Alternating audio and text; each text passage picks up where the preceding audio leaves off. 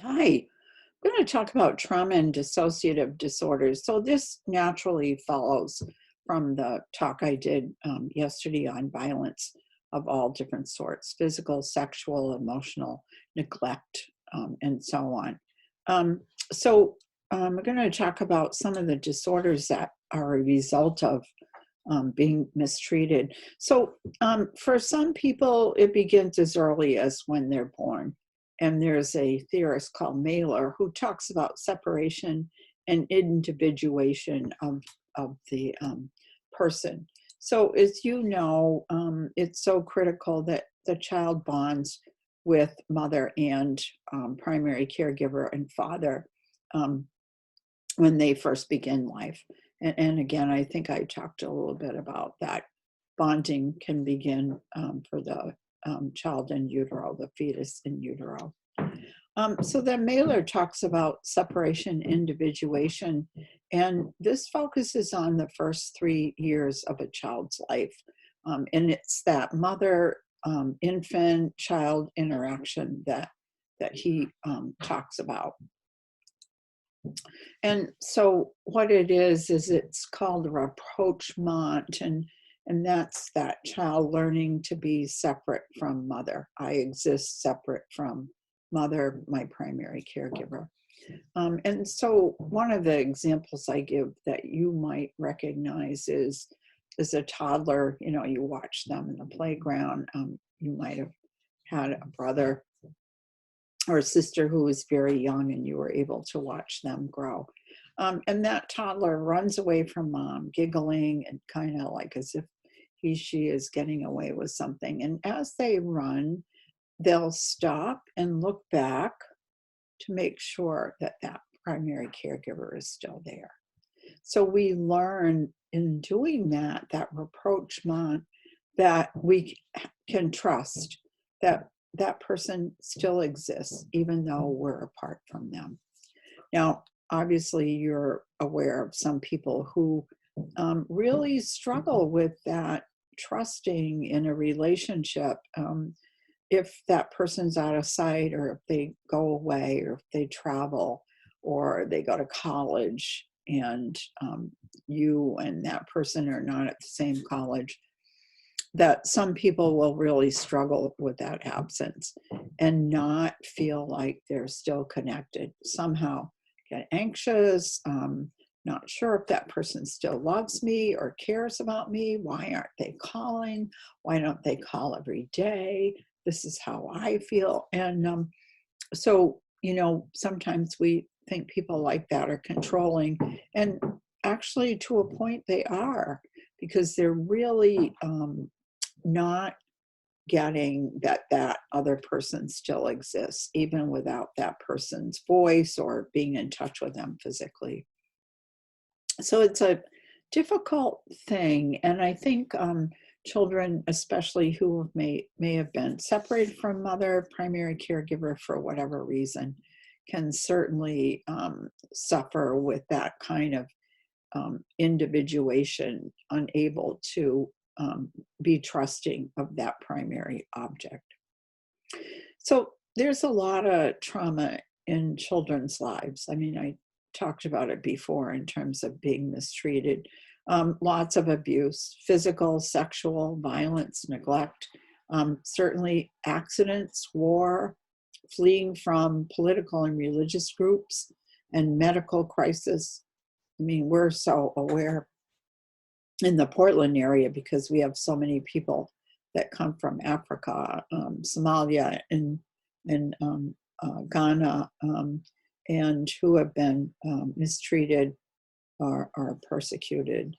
The Congo, all the different places where people aren't always safe, and places where they weren't getting their needs met, their really primary needs. So children can experience a lot of that um, throughout their childhood, or certainly any point in their childhood. The greatest risk is considered the abuse from the parent or the primary caregiver. The reason for this is that the child trusts that person, and they have betrayed their trust by hurting them. So it's a situation of you're supposed to protect me. I trust you. You're the person I look to. You're my primary care person. You're my mother. You're my father. Whoever it is that that child puts trust in to care about them and meet their needs, the trust is betrayed. So you can imagine the amount of distress and suffering there is there for that child. So, what effect does trauma have on children in their lives? Well, there's a lot of pieces that we really are aware of. That child may have disturbed growth and development. They might become protective of others. You know, a lot of times you'll read anecdotal stories about children who have been sexually abused who protect their siblings. And many times people would tell me that they did endure that so their siblings would not be perpetrated against. So they can become parentified, taking care of things. Children use denial and then disassociation, which we'll talk about in a minute, but especially denial, or they are aware, but they are afraid to admit to what's going on. Sleeping, eating problems, a lot of problems for kiddos who have been mistreated.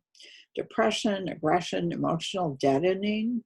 In other words, it's happening so often that after a while there's no more feeling that comes from that. And actually the person, the kid, the adult, as they get older, does become deadened to emotions. That's absolutely a protective feature, to become deadened. Amnesia, poor impulse control. You know, a lot of times we would think of kids and they're like difficult kids behaviorally and they can be truant, and it's like, what is wrong with this kid? And a lot of times if you do enough looking at family situation or their own history of being a kid, you'll understand why they acted the way they did. Somatic symptoms kids will have, it's like, so, you know, so often sick, or, you know, a lot of colds, or they're always sick, they got to go home. You know, you begin to like, wonder what's going on in their home life. You know, I think I mentioned in the previous talk about the concerns about everyone being home now and in their own families. I mean, for some, it's like, oh yeah, that was good, but you know, whatever. And then for others, it really, they're in danger being there all the time within their family.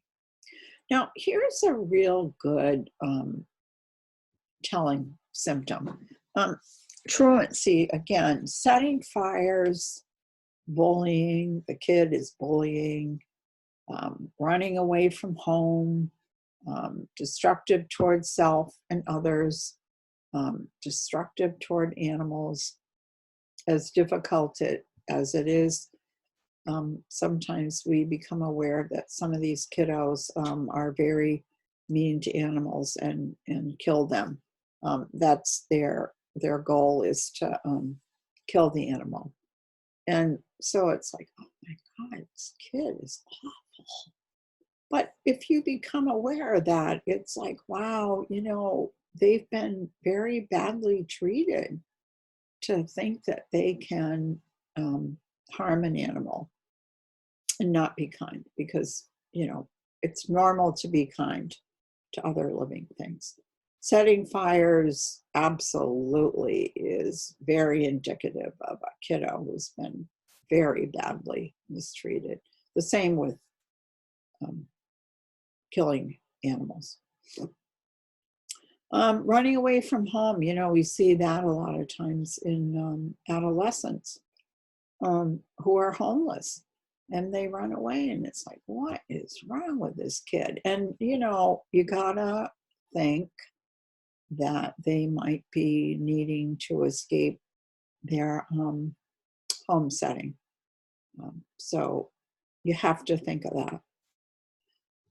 Another piece, very unfortunate, and it goes along with that cycle of violence that I talked about in the previous talk, is children who've been sexually abused in particular will become perpetrators themselves.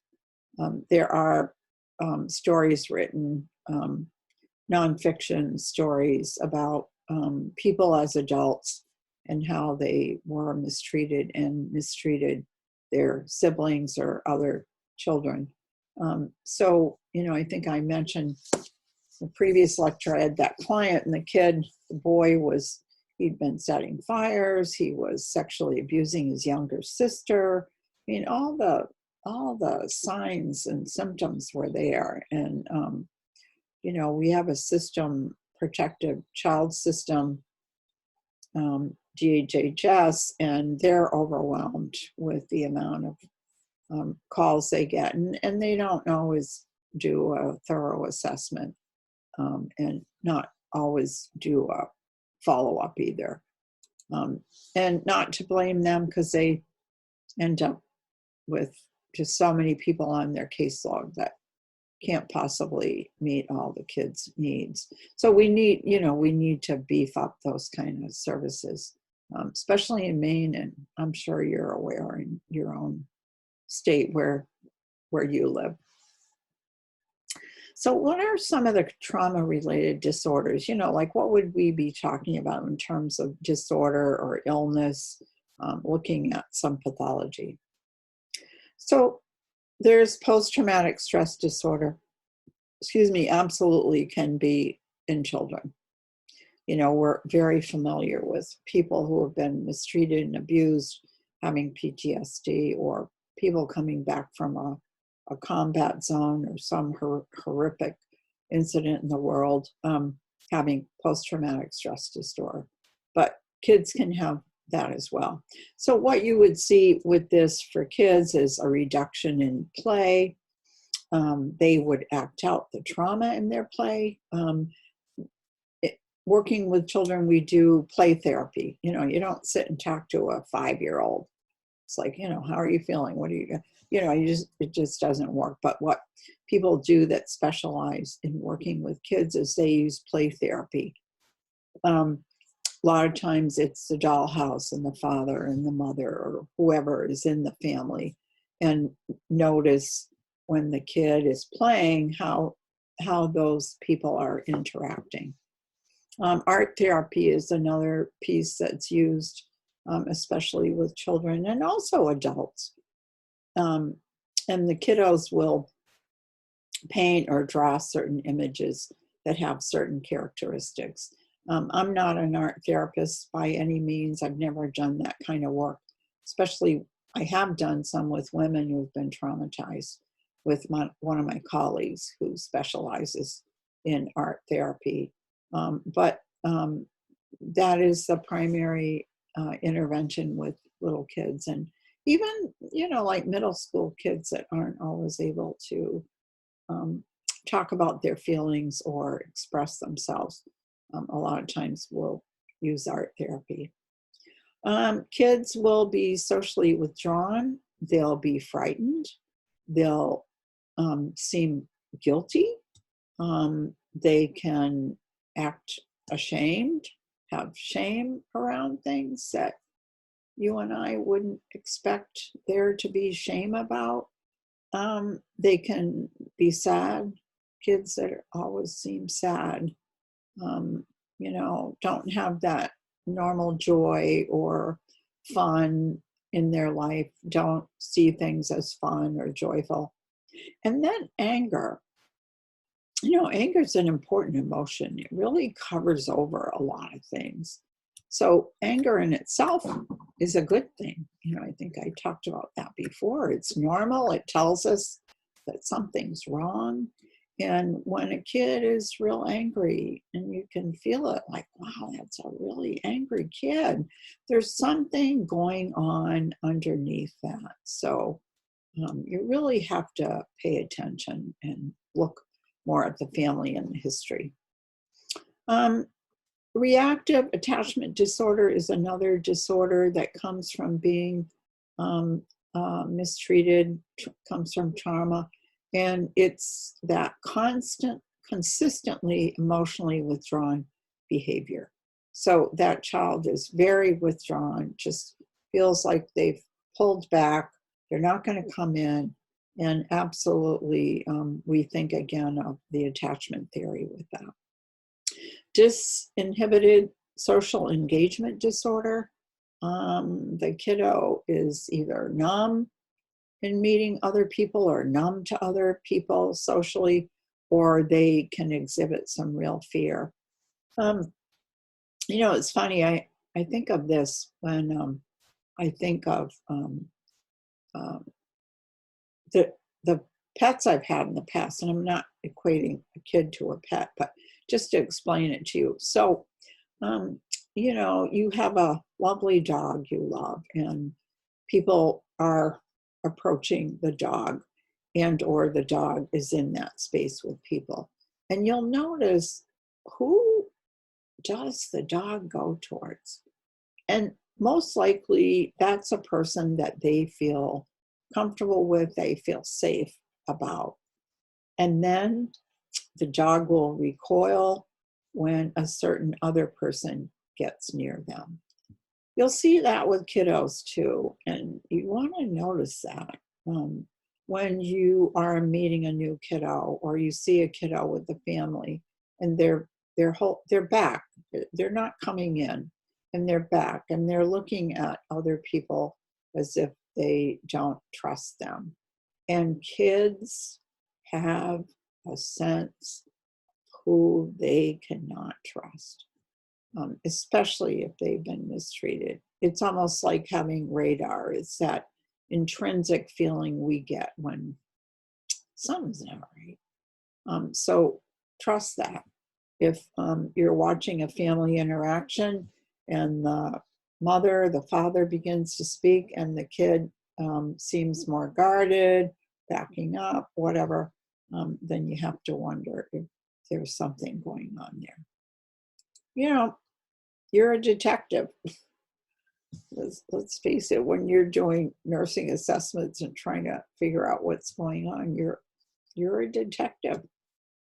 So nursing assessment in kiddos, developmental testing should be done as part of the assessment. And you would, you might be aware of that and aware that it's being scheduled.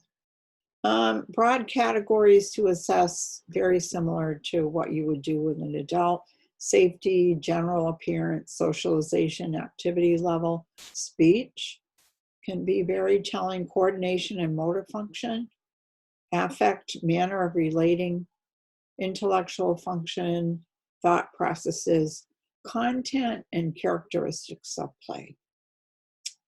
Very telling. And if you are interested in working with children, you'll be noticing a lot of these pieces. Some of you had a chance to be on the DD unit and the children and adolescent units at Spring Harbor. I wish more of you had been able to be there. And you notice how different it is in terms of working with adults. Symptoms, kids can present with uncontrollable rage, somatic symptoms.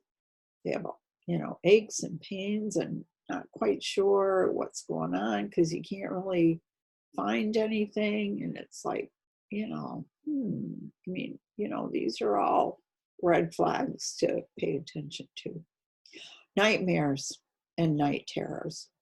Nightmares, absolutely. Kids screaming in the middle of the night, some night terror happening, and you want to pay attention to that. Somatic symptoms can be headaches, stomach aches, pain, memory problems, including amnesia, forgetfulness, difficulty concentrating, and trance-like states. The kid's somewhere else, like, where are you? Where'd you go? You always want to be kind to kids. So, believe it or not, children can have disturbing hallucinations, very traumatic thoughts and memories. They can re-experience trauma. A lot of times, and we'll talk about this when we talk about PTSD in the adult, something triggers that memory of the trauma. And it comes from other parts of the brain where the memory is. I always kind of talk about it, it's bubbled up, kind of like soda that bubbles up in the bottle, and the memory of something is bubbling up. The feeling of something is bottling up. Traumatic reenactments, self-injurious behaviors.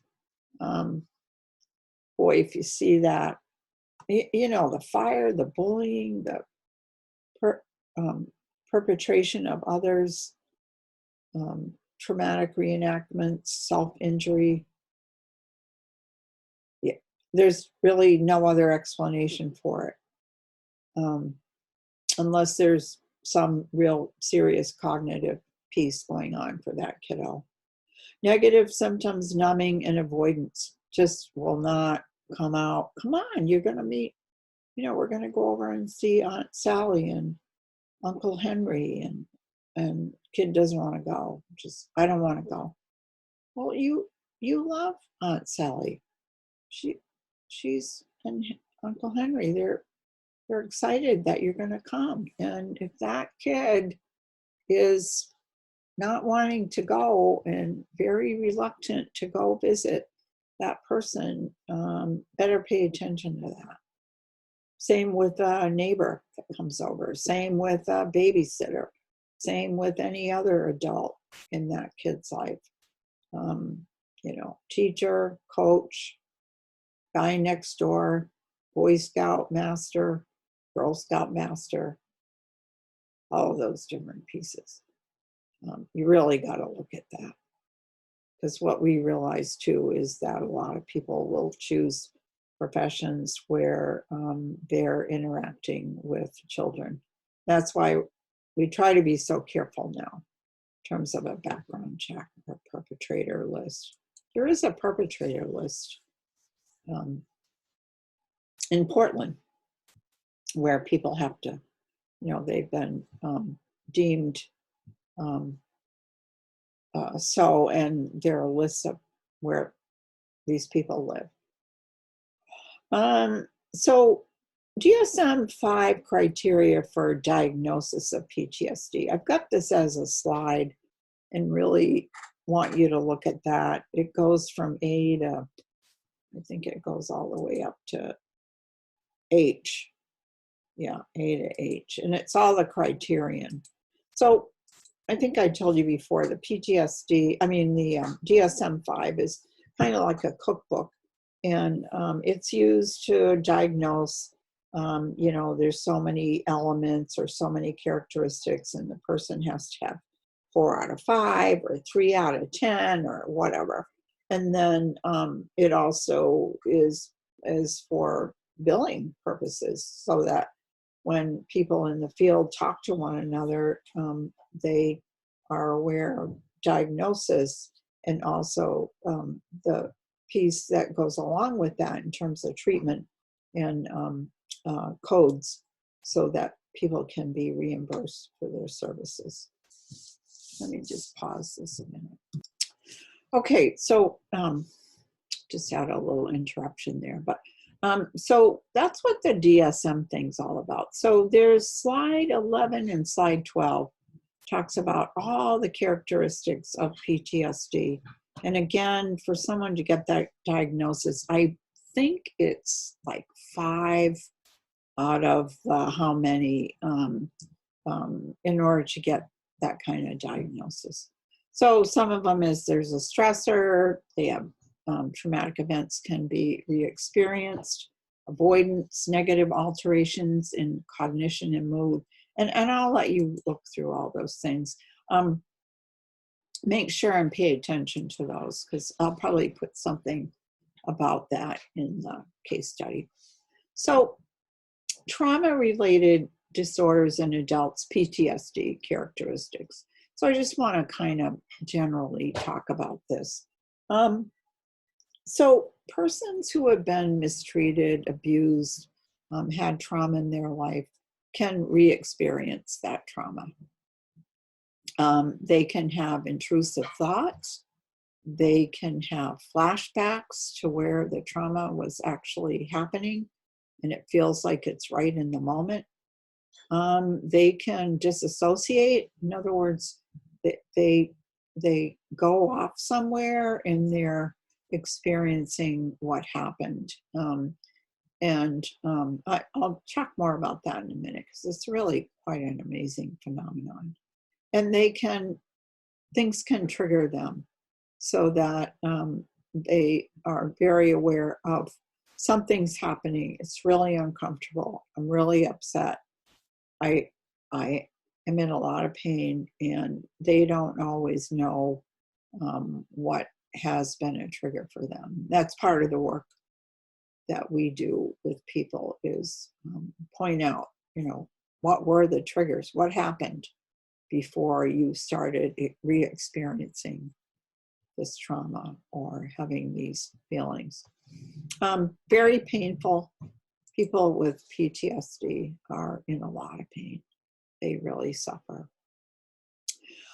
Avoidance of stimuli. They'll avoid certain places, persons, smells, sights. Absolutely avoid talking about the trauma. Absolutely. And I think I might have mentioned previously in this course how, a therapist, a clinician needs to be so safe, and you can't just like, wow, it sounds like you might have been abused as a kid. You can't do that.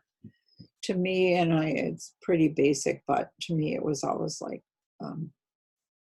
opening a jar or prying open a can with a can opener. That person will begin to open.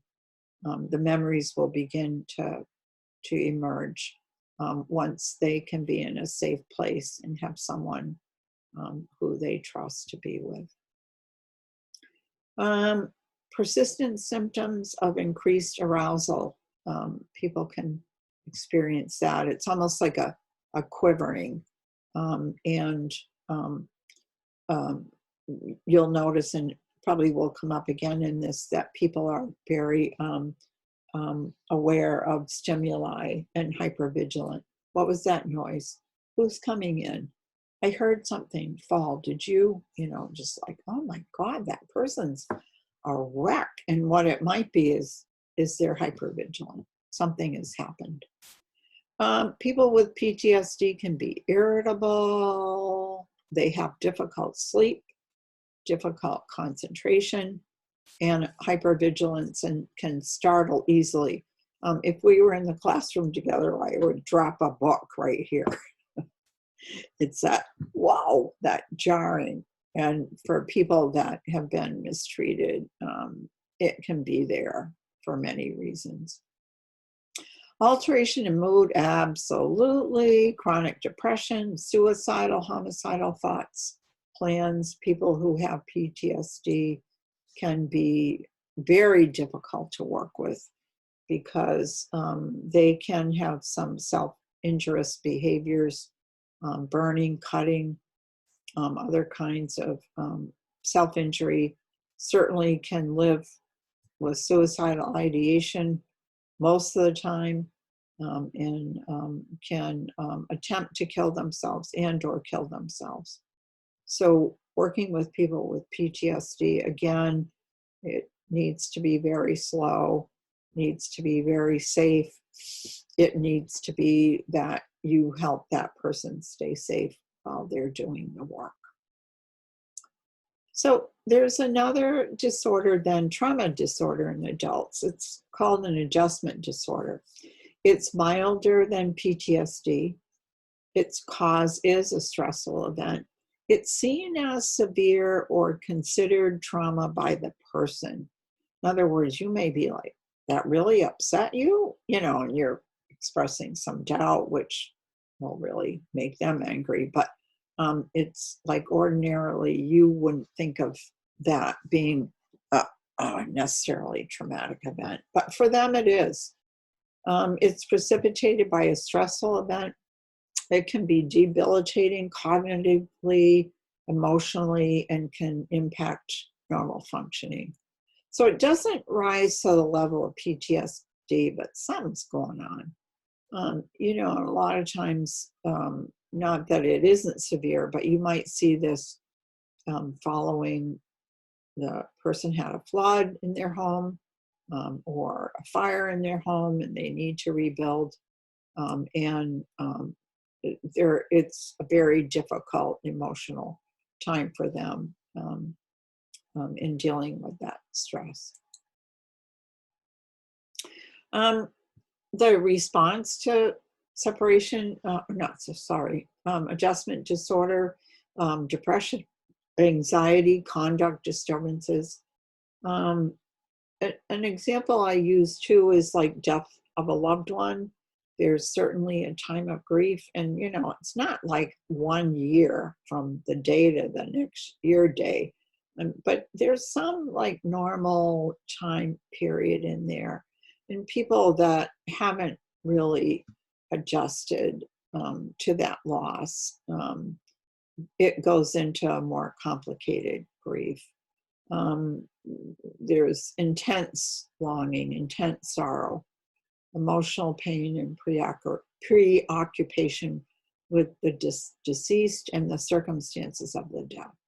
And I think for you, if you've worked with the elderly, it's maybe the woman whose husband died 15 years ago, and she just is continually talking about missing him and what he did and what they did. And it's a point where it's like, wow, that was quite a while ago. And it still almost feels like she's telling you that it happened very recently. So we know people like that, right? Where they've had some loss and haven't really moved on. Now, the exception to this grief piece, and I might have mentioned it before, is families who are left after a person has killed themselves. The grief around that is horrific, horrendous. And I've heard people speak about it, and it's like they talk about it, it's at least 5 years. And frankly, I don't know how you move on from that. I think, we see a lot of people that go into the field or do some work with survivors of suicide as a way to cope. All right, disassociations. Now, these are phenomenons, and I guess, you probably think of it, well, one of them really is a disorder, but they can also be symptoms. All right, so these occur after significant adverse experience or trauma. So here's the response. Disassociations. These are severe interruptions of consciousness and also includes an unconscious defense mechanism protecting that person from overwhelming anxiety. Now, what that means, and I usually try to talk about it in terms of an experience that you may have had. So you're younger and your mom or dad say, let's go for a ride. And you're sitting in the back and you're staring out the window. And all of a sudden you're daydreaming. And your mom or your dad might say, Jeannie, what about it? Where are you? You didn't answer my question. And you could be like, oh, I was just staring out the window, but when in fact, you had really gone somewhere else, like in terms of your consciousness and being present. You were daydreaming. You were looking out the window, watching, and maybe daydreaming. So that isn't disassociation, but in order to understand it, it has some of that quality. And I think that that may help you understand what that can be like. With people that have been traumatized, and I worked with a number of people who had experienced trauma in their life and had PTSD. And I would be very aware in that moment when I was working with them that they were disassociating. And I'd look at them and they were still there, but somehow I knew they weren't in that moment with me.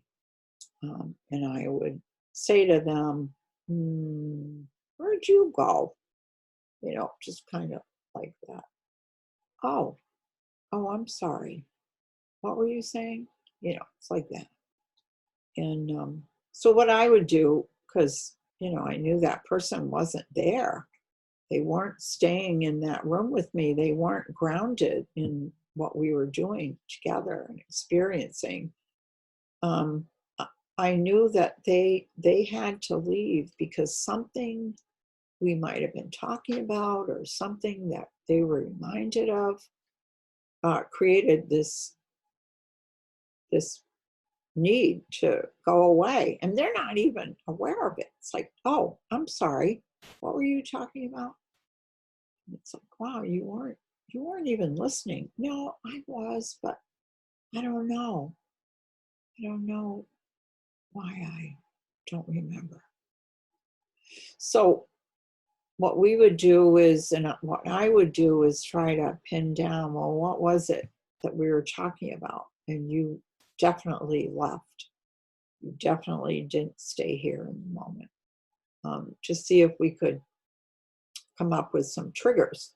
And that's what you do. You try to back it up and see what was it that created this experience. Now, it's not psychosis.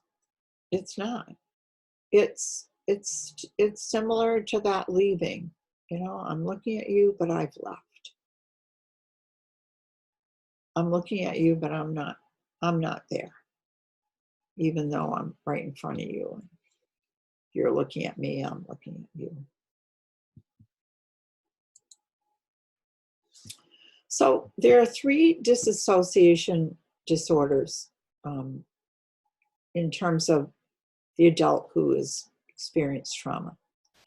Depersonalization, derealization is clumped into one disorder. Dissociative amnesia and dissociative identity disorder.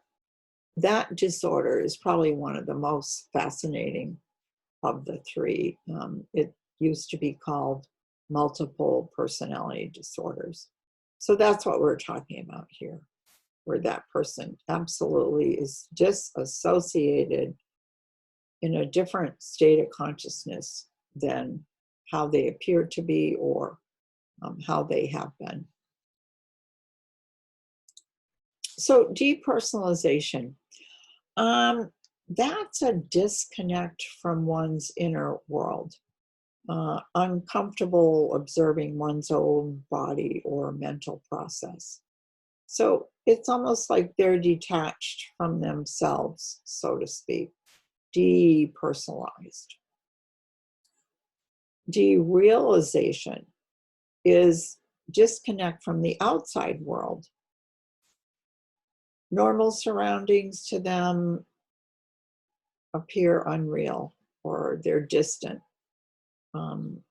Person can seem mechanical, dreamy, detached from one's body and detached from the outside, like where they are. Sometimes I give an example of person traveling, they've gone to another whole landscape, maybe the Middle East, and they come back and land and it's like, whoa, I don't even, I got to get grounded here. I don't even know where I am. This doesn't make sense. And even though they've been from that place, it takes them some time to get regrounded and grounded in terms of where they are. So you can get a sense of this, that really is stepping out of that moment and what's really happening, stepping out of that place. And it's a great way to protect the ego. It's protecting that person, their integrity, their ego, their sense of self, their sense of safety, by not using, because it's not a conscious thing, it happens unconsciously, but it is in terms of protecting them. Dissociative amnesia, inability to recall important personal information. This is very common. I'll meet a person, it's a new assessment, and tell me about when you were 11 and what was it like at Christmas that year? Or tell me what it was like going to Catholic grammar school. You went there when you were in second grade. And they're like, boy, I don't remember much. And it's like, oh, all right. Well, are there certain years that you don't remember? Boy, I couldn't tell you. Like, last time I remember Christmas, I think I was 8. And then I don't remember after that. Maybe as a older teenager, but so something there, right? Like there's a big piece that you have no recall, no memories of. No, I really don't. So it's like, what was going on in that person's life? What was it that was going on? So big marker, big. It's like, and you don't go, oh God, then something must have been happening. But you remember it. It's like, you've told me you didn't remember when you were 10 what Christmas was like. You look at pictures and I don't even remember that. I don't remember even being there.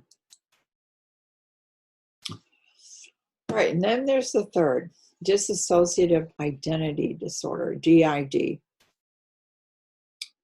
This is 2 or more distinct personalities, distinct traits of each personality lives within that same person. People have to have at least 2 alters. That's what we call them, ALTERS. Each of those alters, each alter has a personality that functions on a daily basis and blocks access to trauma and memories. So, these personalities are guarding that person from the emotional trauma and the memories of that trauma. Each alter is complex. They have their own memories. They have their own behaviors. They have their own social relationships. Their personality will dictate how they will behave when they're dominant. In other words, when they come out, when they're taking over. That alter can be another gender, another age, another religion, another vocation, another set of interests. I mean, the whole thing. It's as if, at least 2 other people are living inside that person with DID, which is what we call it now. We used to call it multiple personality disorder. All right, so what would it be like? And I did work with someone who had this disorder. So that primary person, the person that might be in front of you that you're talking to, a big thing is they'll report lost time. So I see them last week, see them this week. And how was your week? Well, boy, somehow I can't remember, it's Wednesday. I can't remember Friday night till Monday morning. I just lost that time. So they'll say, I've lost time, and that's a big marker.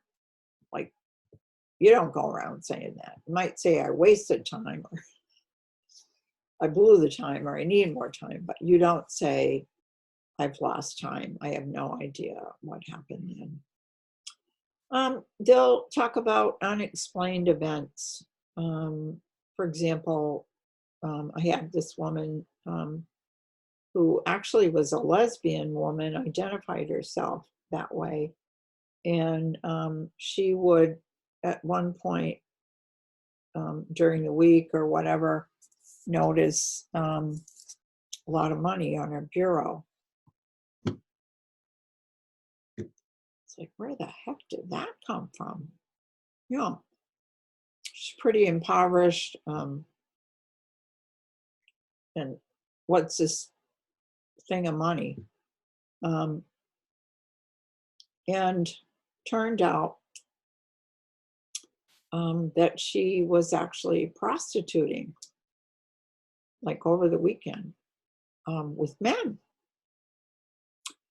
And she finally would discover this by putting it together with money. And then there was a dress that she would have worn, and why would I wear this? And then would have some memory of being out there, was in town on the street prostituting. The alters can know each other. And a lot of times they'll come out when there's some stress or anxiety, when one of the alters feels threatened. They can also come out when the person in front of you is feeling threatened. An alter can come out and be protective. This can go from minutes to months, and I got that on the slides. I've outlined this for you because these are difficult concepts, I think, to kind of put your hands around. I worked with this same woman so she had the altar of the woman who was getting money and prostituting on the weekends. And then she had another altar who was a boy, about 10.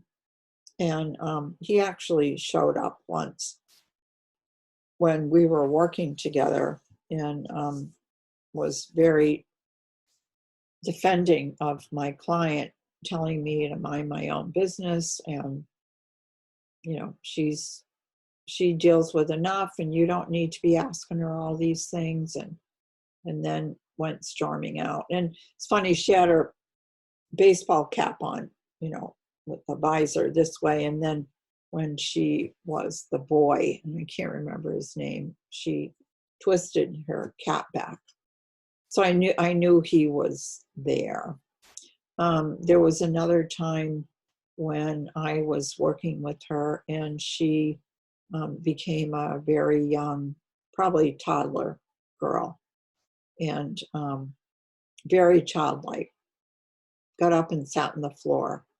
And we had always been doing some art stuff together because, I found working with my clients, I'm not an art therapist, but it would help them relax. We would do some art together, whatever, or maybe we were coloring, and she would get on the floor and color.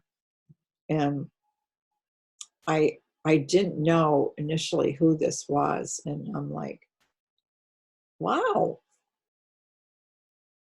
where's Betty? Where'd she go? She's not here, Okay, so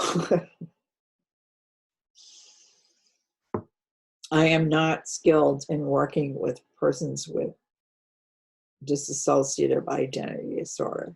I was way out of my comfort zone, and I had no idea that this person had all this happening. Reason I started seeing her is she was also recovering alcoholic and had started drinking again, and became suicidal and was admitted to Spring Harbor Hospital. So McGeechee outpatient, part of being a department of psychiatry, people coming out of Spring Harbor would become our clients. We would see them on an outpatient basis. So I happened to be the one to work with her, and just grew very, very fond of her. But wow, I wasn't always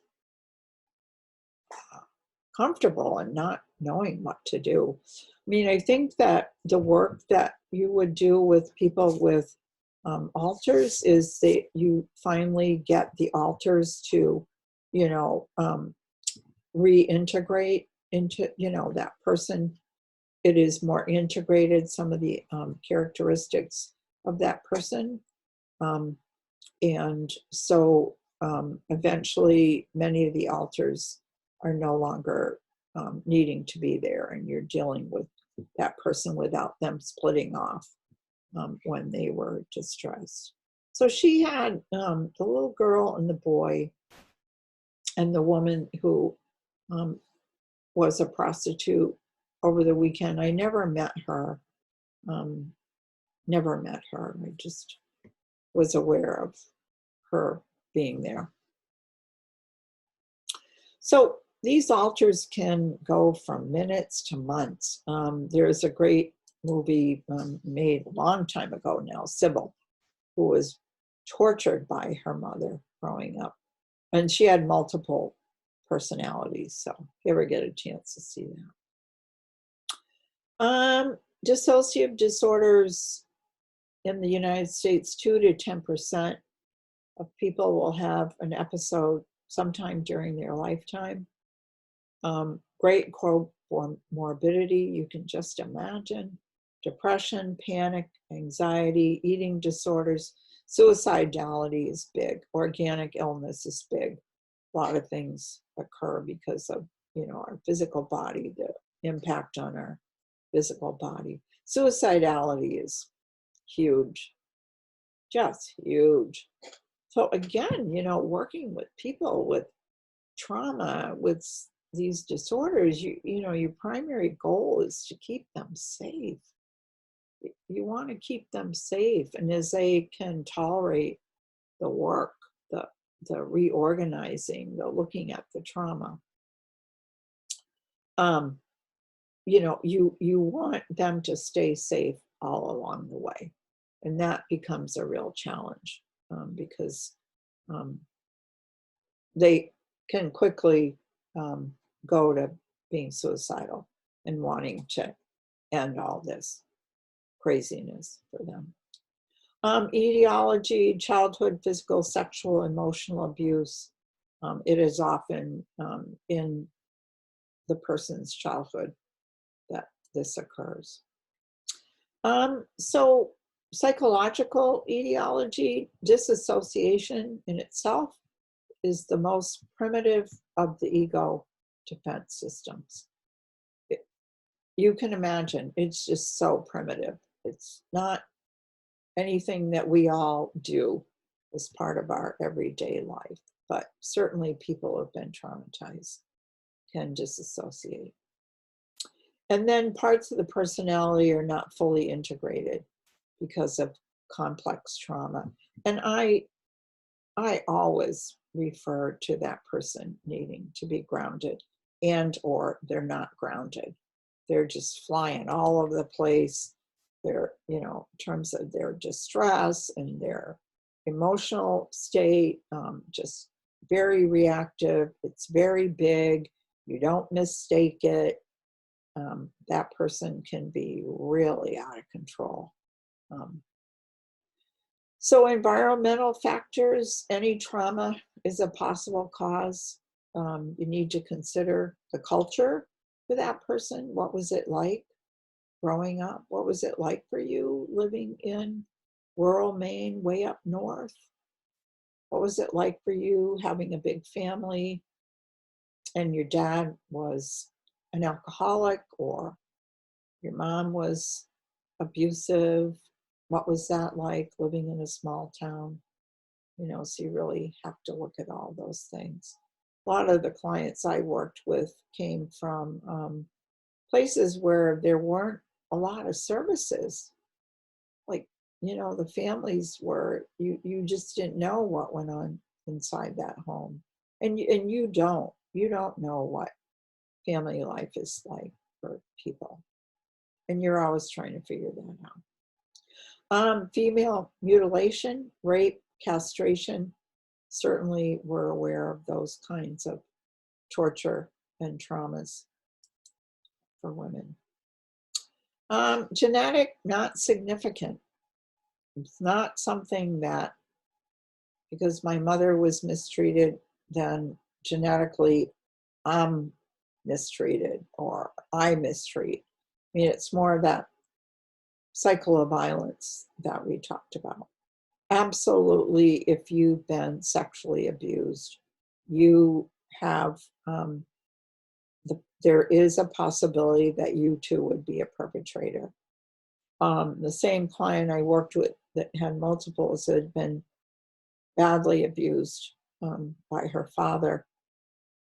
And eventually she got better and was married and had children, and then grandchildren. And it was very sad because she would always talk about how devastating it would be if she ever mistreated one of her children or grandchildren. And she was always aware of that, kept that in mind. Very smart lady, really, and really loved her family. So neurobiology, absolutely. What happens in terms of trauma is the limbic system of the brain and the amygdala, the hippocampus, are thought to be involved. So, even anatomically, the limbic system and the amygdala, you remember on the chart or the diagram, they're very buried in the midbrain. And so are some of these memories and experiences of trauma are buried there. And as you begin to work with someone, or you talk to someone, or they're talking to you, that part of the brain can become stimulated and people can have some memory. And when we talk about flashbacks, that's exactly what can happen. Some image is popping up and it makes no sense to that person. They don't know why that image is there. I remember working with a woman who was doing therapy in another part of the state, and told me about one day was driving home from the therapist's office, and this, not vision, but this memory of being on her grandfather's porch and sitting on his lap, and she was really young, and she could feel him, and just like said, "Oh my God, I never ever knew that," and so was very aware of how she was mistreated sexually by her grandfather. So the involvement of the limbic system and the amygdala related to early prolonged detachment from the primary caregiver, and this condition negatively affects the limbic system. The hippocampus stores information of traumatic events. And the theory is that persons with DID have alterations in this process of how memory is accessed. Trauma also causes dysregulation of the brain's neuronal function. Here we go again. Disrupts integration of experience, memory, how memory is stored, and how it can be accessed. So that whole piece that about the brain and the neurological function of the brain, and also the different lobes of the brain and how they are responsible for different activities in our daily life. All those are impacted by trauma. So nursing process in terms of assessment, exposure to traumatic event, that person, if they are aware of PTSD and what happened, could be combat, which is what we're seeing a lot of now, rape, fire, murder of a loved one, friend, colleague, sexual abuse, any kind of trauma in their life. Responses to the trauma, intense, can be fear and horror, recurring distressing recollection of events, images, thoughts, feelings. I have had some clients who've told me that a certain smell would trigger a memory. Presence of distressing nightmares and or bad dreams. So these are all the pieces that you would be asking about. And again, you're not going to go in and not know someone and start asking them all these things. What would happen is spontaneously they might say, oh, terrible, I was abandoned by my mother. She was very ill and went away, and I always thought that it was something I did or what happened. She didn't love us, and turns out she was very ill and was hospitalized. But that person's that's still a very traumatic event for them. So you'll hear it in their story. Remember, biggest piece about doing this kind of work is listening and trying to understand the stories. Hypervigilance, exaggerated startle response. It's like, wow, they're really nervous. I mean, it's more than nervous. It's real, they're protecting themselves and being aware. Work with someone who may have been raped and they're very aware of it, and they can tell you how hypervigilant they are. This coronavirus thing is very unsettling for people who've been traumatized. There's such fear and paranoia and being aware of other people's activities and not being connected, being disconnected. Irritability, outbursts of anger. It's like, wow, they are just a really difficult kind of person. And what I do with that is sometimes I'll go to that person may have a substance abuse or use disorder, and or they could have been really traumatized in their life. Avoidance or numbing.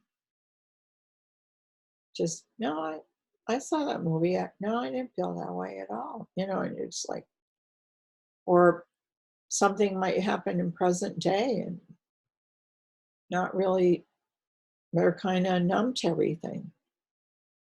And you're wondering, boy, they didn't really have a big reaction to that. Or they avoid things. No, I don't go to the movies at night anymore. No, even if we go together, no. Because something might have happened there. That person can act or feel as if the trauma is reoccurring, occurring in the moment, flashbacks. And it's very upsetting when that happens because that person may not be in touch with who they really are. And it's like, wow, they're really upset, and it's a bigger upset than what is happening. It's like, wow, this is way over the top. Did something happen for you? Is something happening for you right now in terms of some other experience? When someone we know or a client we work with has such a big reaction to something, and it doesn't quite match what that occurrence is, you want to step back and wonder, boy, he really had a big reaction to that. I wonder what that's all about. Impact on the patient and the family. This whole piece of being traumatized. So diagnosis of PTSD, the duration of symptoms is at least for a month.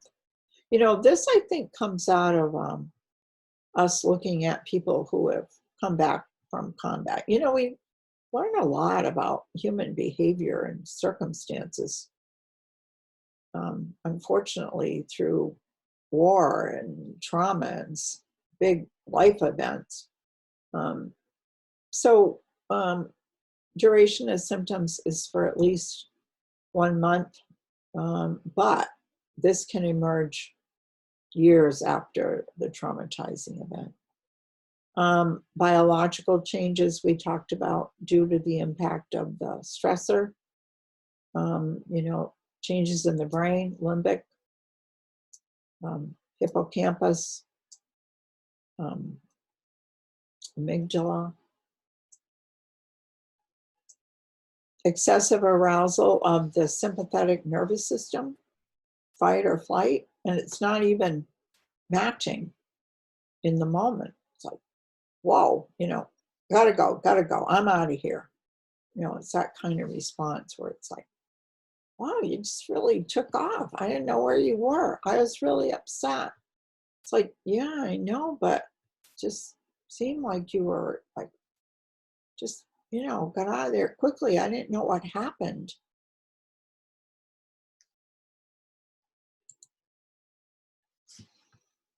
Nursing diagnosis, you can imagine risk for suicide, risk for self-harm, a lot, cutting, a lot of burning. People don't just do that. They don't just decide, oh, I think I'll cut myself. No. And people will talk to you about how the cutting releases something for them. And it's almost like they can let go then of whatever the feelings were that they were having. But people will talk to you about that. Like, why do you cut? Why do you burn yourself? Suicide, boy, people can be suicidal and can follow through with killing themselves. Risk of violence toward others. If that person is having a flashback and there's a paranoid flavor to it, or they think they're in harm's way and you're in the way and they misinterpret data, then they can become aggressive and violent.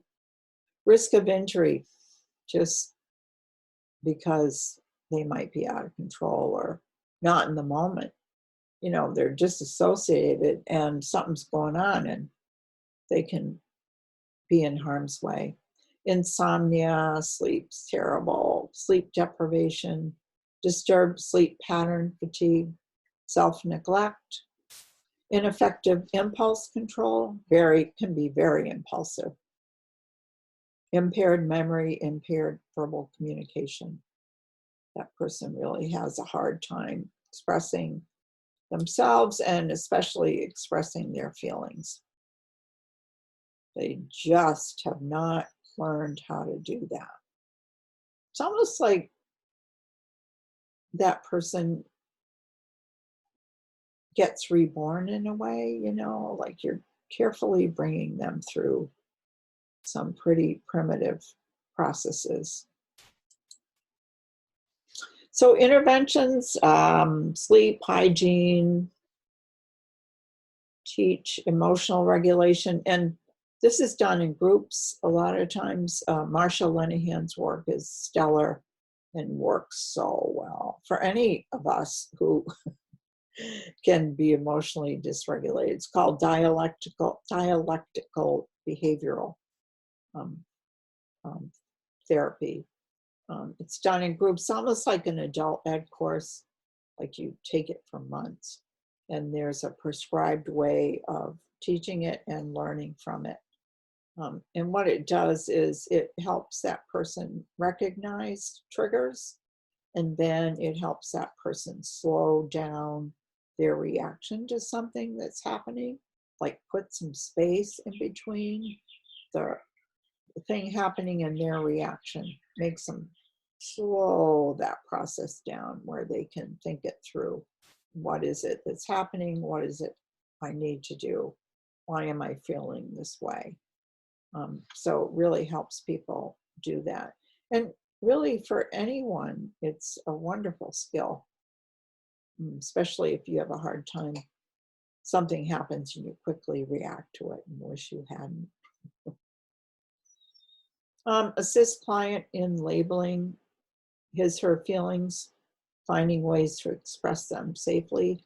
And again, this is where, like art therapy came in for us. When I worked at McGeechee, one of our therapists was an art therapist, expressive therapist, and would do artwork with women in particular who had been mistreated. And I remember one week you had a drawing, and it was a drawing where you could go to feel safe. And, for me, it was at the ocean, at the beach, surrounding myself with things that I love. From some other people, it was their room or favorite place, from their childhood. Teach stress management techniques, absolutely.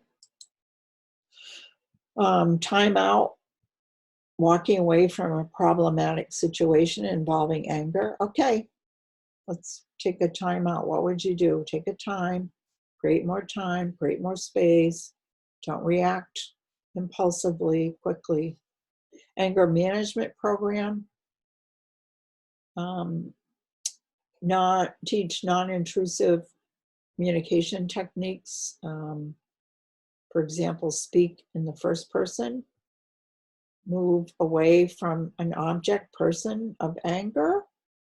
And cognitive restructuring, CBT, looking at the way we think about things. And absolutely, that has a lot of effect on how we react to things. Yeah. Help people develop a schedule of regular physical activity. Big, helpful. Teaching people those kind of stress releasing activities, walking, running, weightlifting, playing tennis, playing football, all those physical activity pieces. Right now, I'm sure a lot of you are involved in that. And the trick is to maintain that as you grow older and grow wiser, especially if you find yourself in some really stressful situation. And then teach use of empowering strategies. Journaling, we would have people journal a lot if we could convince them to do that. That was real helpful because they could look back and even describe a moment during a particular day when things just did not feel right, or they felt like they were going to become out of control. And we'd ask them to journal. People like doing that too. And explore and enhance that person's support systems. Like, who is it that you can trust? Who can you go to when you need to be comforted? We talk a lot about self-help groups. DBT is not a self-help group, but people really enjoyed attending them. They would start inpatient sometimes and then would continue on an outpatient basis. So outpatient psychotherapy, mental health treatment, there are a lot of DBT groups. Support system may include family, friends, explore safe places to go and meet people. A lot of times people who have been traumatized cannot have terrific boundaries. So we talk a lot about that, like making sure you're safe. Like, does this feel safe? Did it feel safe being with this person? When they started talking to you about this, how did that feel for you? Did you feel safe in doing that? Are you aware of needing to take good care of yourself and protect yourself? Educate the client about recovery, and it is ongoing. That person will never not be affected by that trauma. They will hopefully remember it and be able to deal with the feelings that come up from that. But it doesn't just go away like, oh yeah, no, I never think of that. It's like when those feelings or thoughts come up, that person knows how to deal with those thoughts and feelings. Assess and treat substance abuse, substance addiction, very big. Well, why wouldn't someone want to numb themselves with substance? Talked about this before. So why not? Sometimes the feelings are so painful, people just want to get away from them. We do use antidepressants, other medications, maybe some benzodiazepines at times when there's a lot of distress, something that might help them sleep at night. Antidepressants, absolutely, with some kind of anti-anxiety effect. We've talked about the SSRIs that way. Gabapentin sometimes can help people. And then teaching people about any side effects or any other important considerations. So the advanced practice nurse, the social worker, psychologist, clinical professional counselor, they do the same kind of assessments. They also work more closely with that person, one-to-one, in helping them integrate the traumatic experience. And again, it's recalling, thinking about the feelings that come up in the memories, and then how to deal with those, and then how to recover, which is an ongoing process in life and real life situations. That person assists the client in challenging that person's existing ideas about an event and help them look at it in a more thoughtful and realistic way. Like, yeah, you were really upset about that. I wonder why. What was it about it that was upsetting for you? Because ordinarily, I know you love music. Might have gone to a concert and saw someone there, and they reminded them of someone, and they had to get out, and they didn't even know that this was all going on. It's like, I love that band. I don't know why I had to leave so quickly. So you try to, like, okay, well, let's look at that. Like, something must have happened because you got really upset and had to leave. And then nursing evaluation, have the interventions been effective in helping that client remain safe from self-harm, harm to others, unintentional harm to others?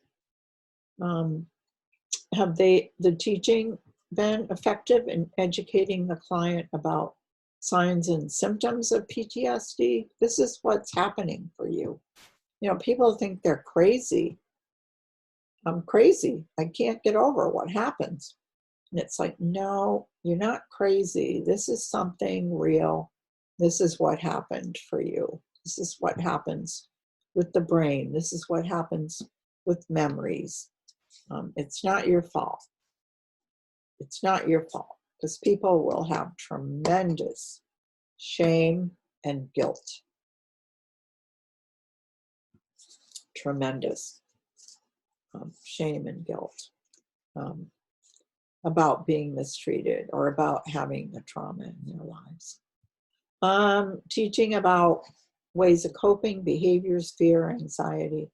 It really, is about caring about that person. And sometimes the trauma that you'll hear is I don't know if I can listen to this. I mean, that's what you're thinking inside. They're saying, well, you know, when I was little, and I'd always be like, oh my God, this might be very upsetting. And it can be. And so, you know, you have to stay grounded. You have to take care of yourself. You have to talk to someone about something a client has just told you. You know, and you do that in supervision, which is confidential with your clinical supervisor. But, you know, you can be traumatized by the story and have thoughts about it and have, you know, a real visceral reaction to something. Some of the trauma is horrific to hear about. And so you have to stay grounded in that moment with that person. Now, some people, they don't want to hear it and they don't even know they're doing it, but it might look like, oh, well, you know, listen, I noticed you missed your last appointment, you know, and they're about to tell you something and you can't tolerate it. So you skip over it. You know, we do that when we can't tolerate something, our own feelings, we find ways to, oh, look at the time, I gotta go, or oh yeah, then, you know, and it's like, oh my God, they just can't even hear it, can't hear it. You know, I'm sure you've tried to talk to someone and they just shut you right down, talk over you, I gotta go, something like that. It's like, geez, I was just in the middle of telling you something, you know, really important to me. So hearing stories can be very hard. And you need to know that. It still can be for me. It's like, oh my God, what is she going to tell me? What's he going to tell me? You know, and you might care and love that person. And it's really hard to hear what happened to them. You know, similar to what I said in the last lecture, you just want to go out and smack someone, but you can't. No. So you're going to have a lot of feelings about people being traumatized. You know, we're watching it now. I don't mean to go on and on about this, but we're watching it now with this COVID. And oh my God, you guys, oh, for you to begin your careers in nursing. And I know you want to help people. And you got to also take good care of yourself in order to do that. You have to. You're doing that so you can be effective. So whenever you're working with anyone with trauma, and you will meet them.